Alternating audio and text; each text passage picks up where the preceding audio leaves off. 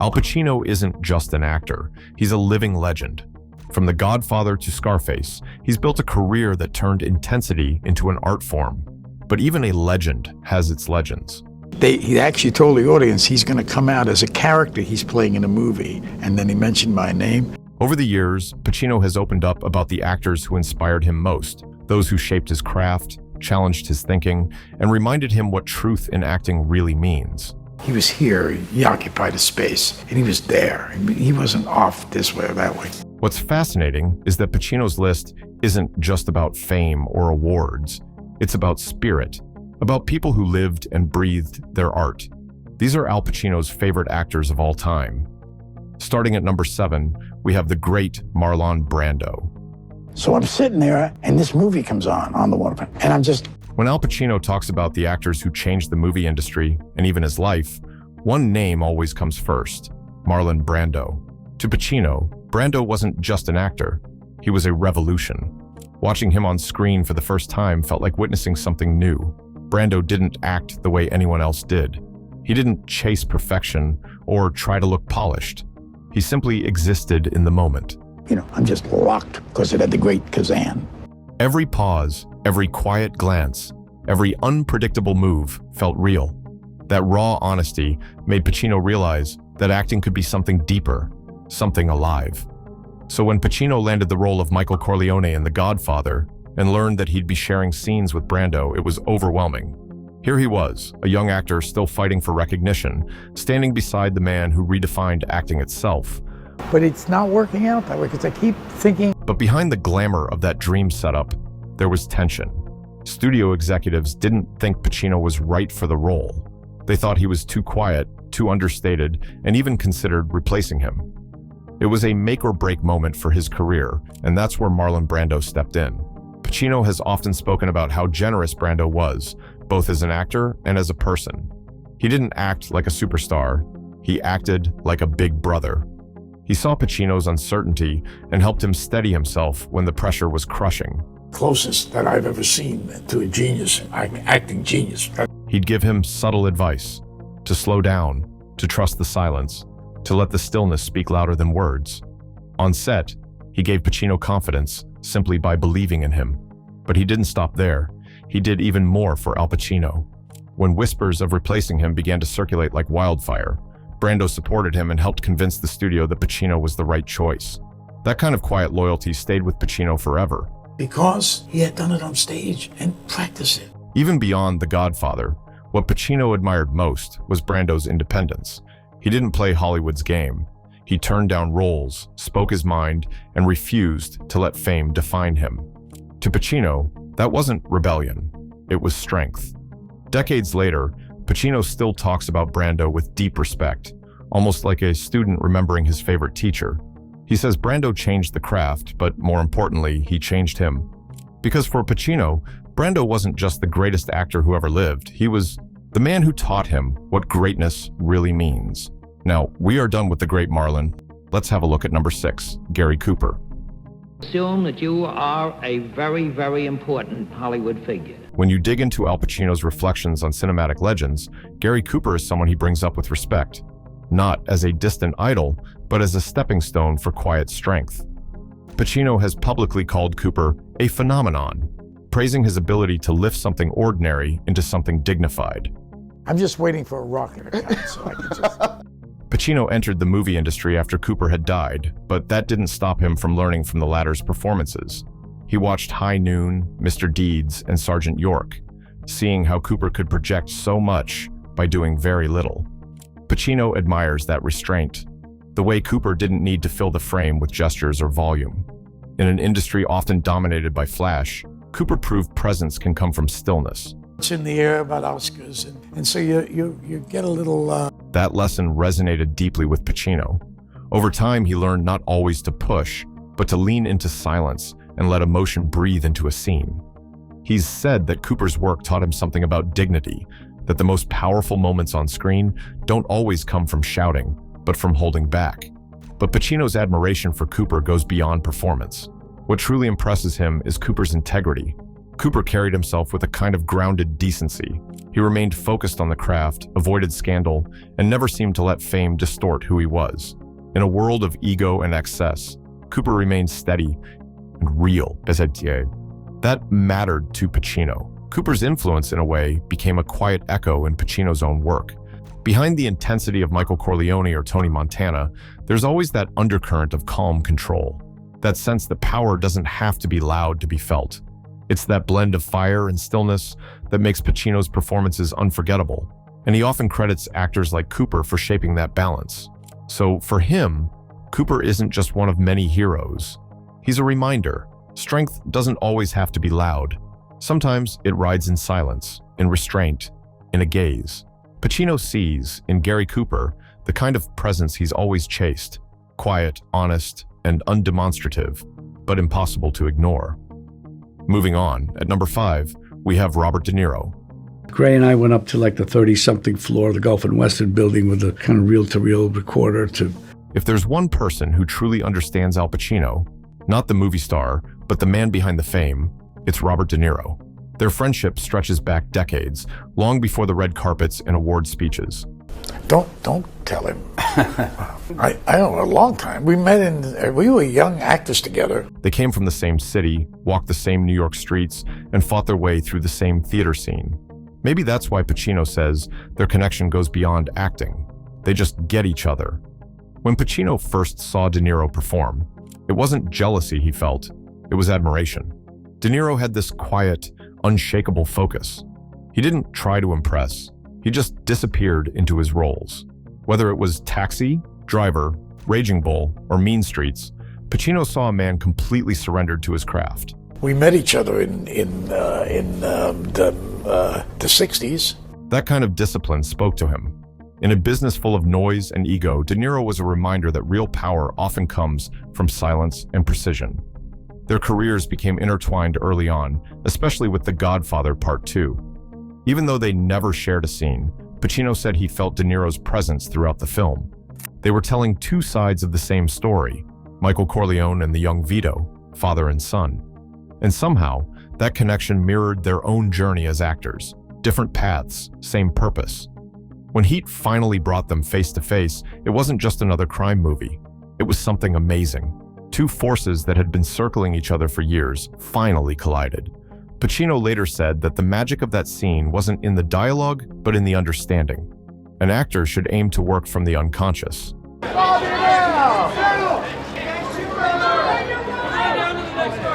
Over time, their friendship became something rare in Hollywood. Steady, loyal, built on trust. They don't talk about it much, but when they do, there's an ease and affection that only comes from shared history. They've seen each other rise, fall, and rise again. They've celebrated births, mourned losses, and kept each other grounded through decades of chaos.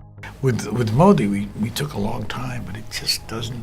I mean, this film... To Pacino, De Niro isn't just a fellow legend. He's family. Someone who reminds him why he started acting in the first place. Together, they've built something that outlives fame or rivalry. A quiet brotherhood built on respect, truth, and love for the craft. Up next, at number 4, we have Diane Keaton. Favorite movie I've appeared in is, and I don't have one. There are many actors Al Pacino admires, but few hold a place in his heart quite like Diane Keaton. Their connection goes far beyond co-stardom. It's built on years of shared history, friendship, and a genuine affection that's lasted through decades in Hollywood. They met while filming The Godfather, both still carving out their paths in an uncertain business. Pacino was reserved and introspective. Keaton was spontaneous and full of energy. From the very beginning, they balanced each other out perfectly. She called out to me, she said, "Al, you're gonna be okay. Just remember."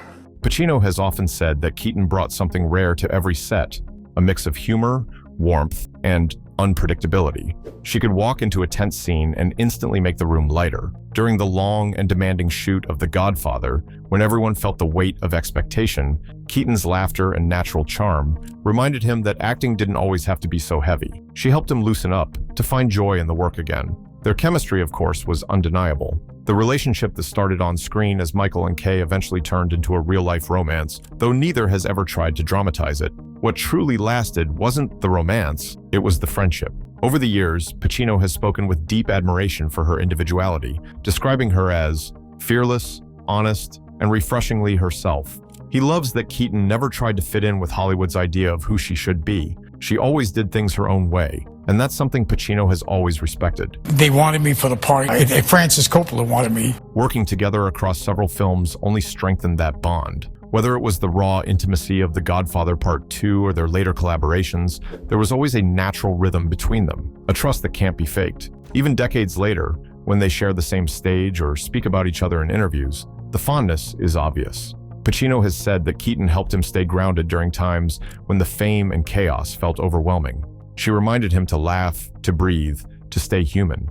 In a world that often changes people, Keaton remained exactly who she was, bright, quirky, and endlessly kind. No money. And Diane was looking at me, you know. To Pacino, Diane Keaton isn't just a chapter in his life, she's a constant, a friend, a muse, and one of the few people who truly knows him beyond the screen. Up next, at number 3, we have Dustin Hoffman.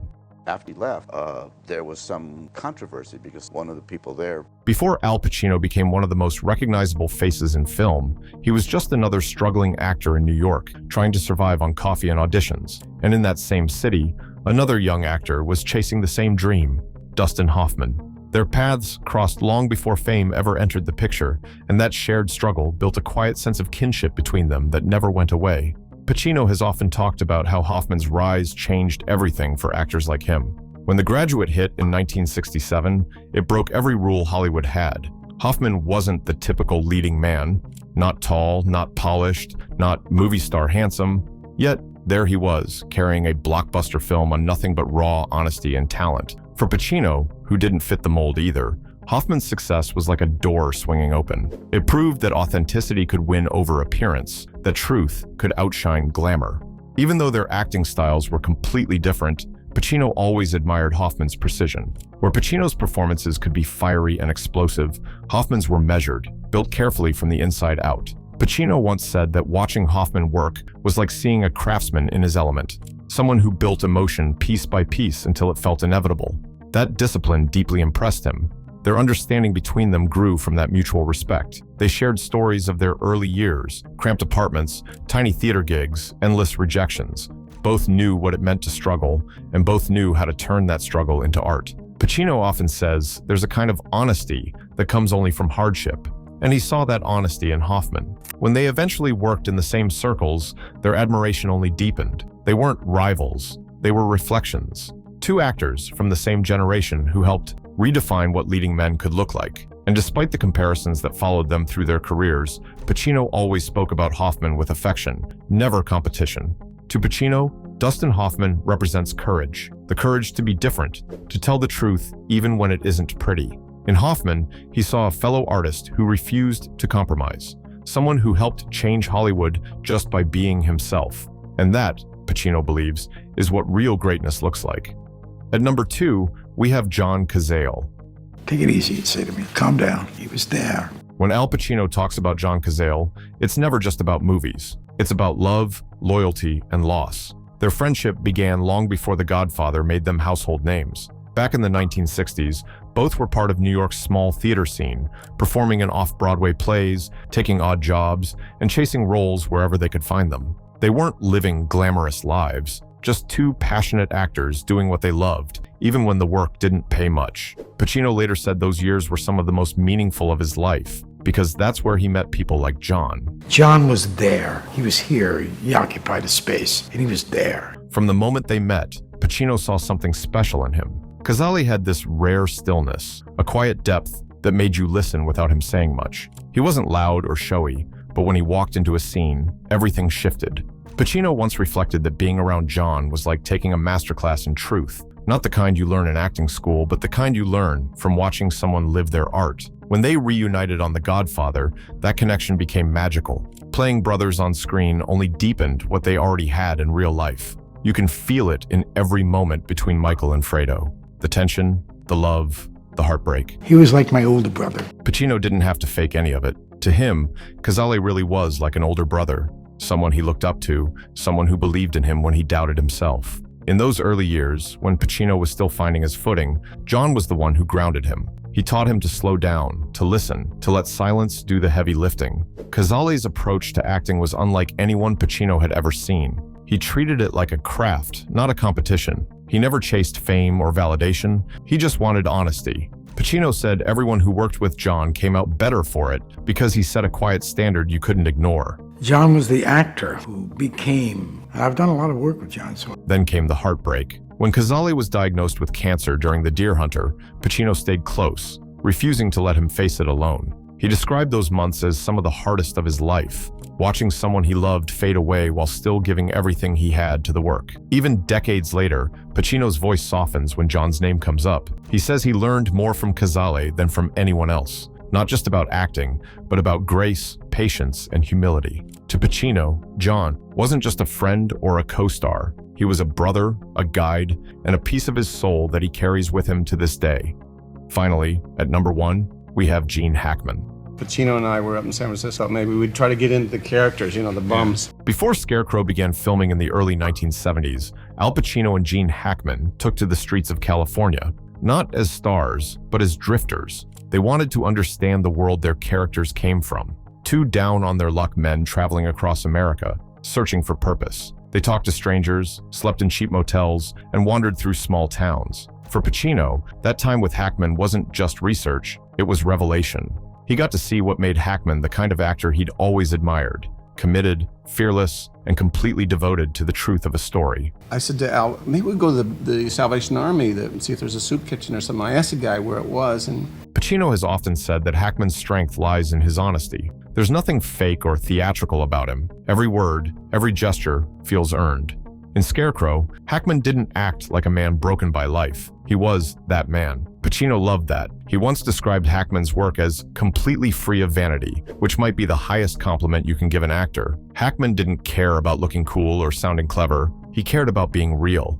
So they played, and then he actually told the audience he's going to come out as a character he's playing in a movie. They were both cut from the same cloth. New York-trained actors who built their reputations on intensity and truth. But Hackman had something that Pacino deeply respected: restraint. While Pacino's performances often burned with electricity, Hackman's power came from stillness, from the feeling that something dangerous was simmering just beneath the surface. That balance between the two made Scarecrow such a beautiful collision: raw energy meeting quiet strength. Off-screen, Pacino developed a deep respect for Hackman as a man. Despite his success, Hackman stayed grounded and private, uninterested in the noise of celebrity. He didn't chase attention. He just showed up, did the work, and left everything he had in front of the camera. Pacino admired that kind of humility, the ability to give so much and expect nothing in return. Years later, Pacino would still speak fondly of Hackman, often citing him as one of the most authentic actors he's ever known. He saw in Hackman a kind of purity that's rare in Hollywood,